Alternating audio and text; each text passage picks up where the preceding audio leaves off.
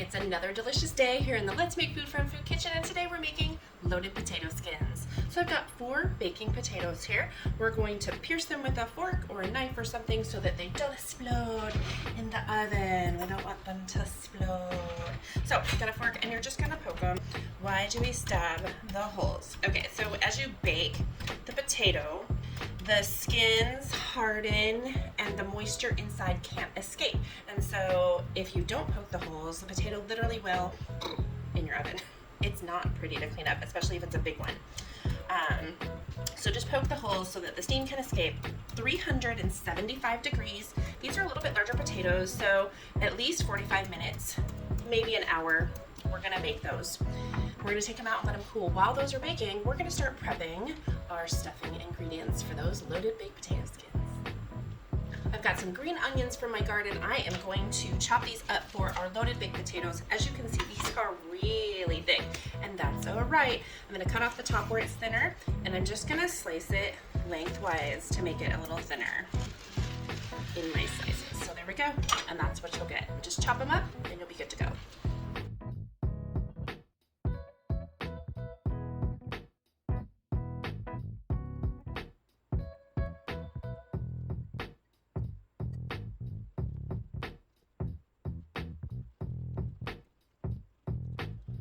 My potatoes have baked. They are fork tender. I let them cool for about 15 minutes. Have you ever played that game, Hot Potato?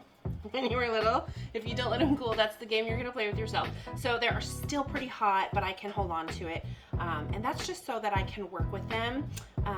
So I am going to slice them in half. But before I do that, I wanted to give a couple shout outs. So I have these cute little earrings, and they are made of sterling silver utensils. So this was like a fork, a spoon, or a knife.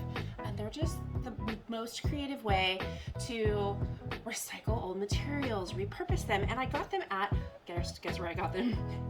The farmer's market.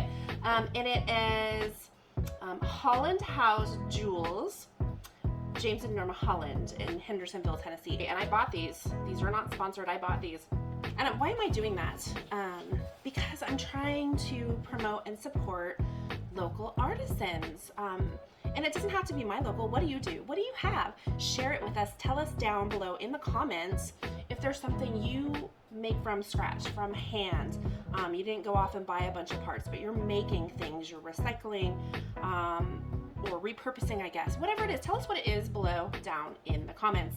Okay, so I am ready to just go ahead and slice my potatoes, and they're still gonna be pretty hot.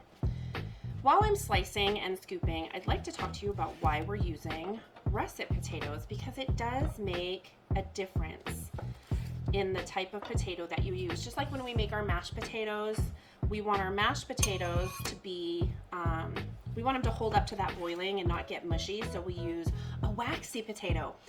In this case, waxy potatoes, their skin isn't really strong enough. It's not thick enough to hold up to what we want it to do. So I use russets because their skin's a little thicker, and so they hold up to that process. So what I wanna do, I wanna leave part of the flesh in there. About, let me see if I can scoop it, about this much is what we're looking to leave. So I'm just gonna scoop out carefully everything but that little bit, and there's about that much in the bottom too. We don't wanna go all the way through to the skin. We want it to hold together when we fill it with goodies, and we also want to have a little potato. So this is what I have when I'm done. I want to go ahead and spray my baking sheet ahead of time,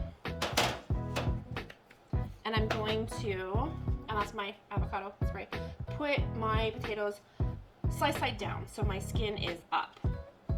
And we're just going to continue until we've done all of our potatoes. And how many potatoes you do is up to you. If they're smaller, you might want to do more potatoes.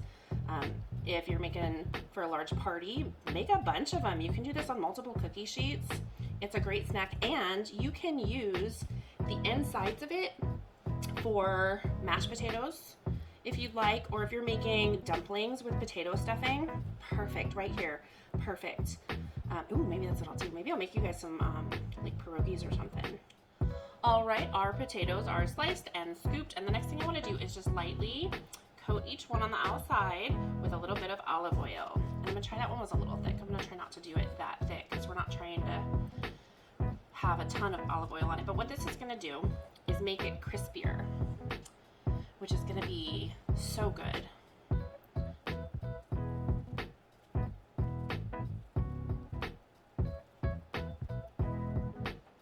all of our potato skins are well coated with our olive oil, I'm going to take, this is kosher salt, and I'm going to sprinkle it on the outside.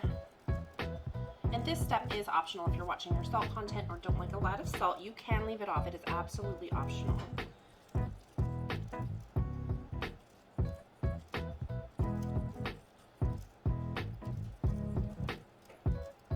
Okay, my oven's at 425. I'm gonna bake these upside down just like this for 8 minutes, and that's gonna make it nice and crispy. Here we go.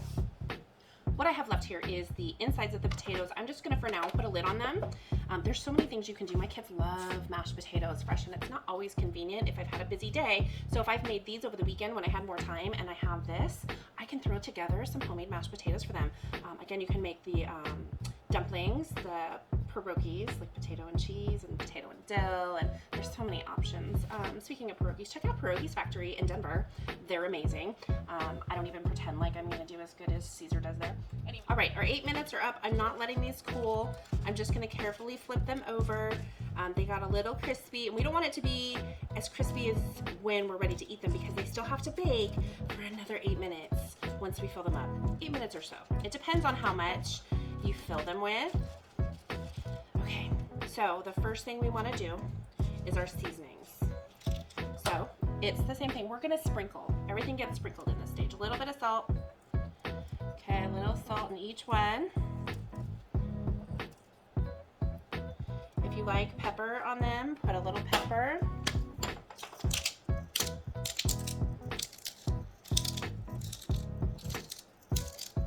And then some granulated garlic powder. I like to use fresh garlic in most things, but in this case it's really, unless you're mixing some of the potato flesh that you scooped out to put back in and cook it longer, it just doesn't, in my opinion, cook long enough for the garlic to get cooked. So I like to use the powder in this case. All right, up next, our cheddar. This is a sharp cheddar, and I'm gonna be generous with this because loaded potato skins, a lot of cheese. I did 8 ounces about when I shredded it up, and if I have anything left, it's totally fine. I'm just gonna put it in a baggie and put it in the fridge for future use. Okay, moving on. This is Gruyere. It's similar to a Swiss, and it's gonna give it a little extra layer of flavor. And you don't use as much because it can be strong, and we really want the cheddar to come through, but we want to have a little hint of, what's that? That's interesting. I like it. Plus, I like to blend my cheeses where it's appropriate. Cheese is just delicious. Now, if you are a vegetarian, skip this last step. If you are a carnivore who loves bacon, by all means. This is the bacon that I just baked in that last episode. I wanted to show you how easy it was to just bake it instead of frying it and getting splattered. So take a look at that video if you'd like. It's just cooked and chopped bacon. And then there's also a link to the recipe for my bacon. Like I said, I didn't have time to make it. And this is so good with homemade bacon, but there are days where I just don't have it ready to go. So we just find something high quality instead. And again, this show isn't about you have to make all of this stuff yourself. It's if you want to, here's how to do it. If you don't want to, but want the knowledge, here you go. If you want to make part of it, but not all of it, knock yourself out. Whatever you want to do, guys. I am not here to make you feel bad about going to the store and buying bacon because I went to the store and bought bacon, or the butcher. I buy things from the store regularly because that's just what life dictates. But where I can make it, I do. I can't remember the last time I bought mayonnaise from the store. Okay, so I have just a little bacon here left, and that's okay. I don't want to overstuff them with bacon. It's going to be too much for us. So that'll be it. The next thing we're going to do is bake it for another 8 minutes, and when that's done, we're going to pull it out and we're going to top it with sour cream and green onion.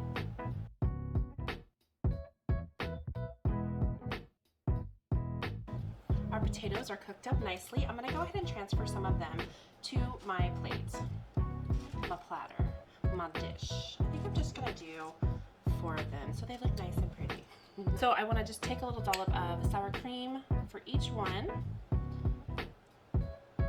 to finish them off, and add as much or as little as you'd like.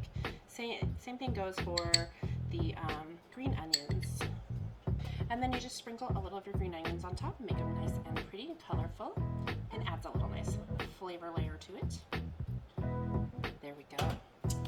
you can let these cool for a minute before you dig into them. I'm hungry, so I'm not gonna wait. I'm gonna just take a little piece of it over here, and I'm going to grab a little of my sour cream and my green onion over to this bite.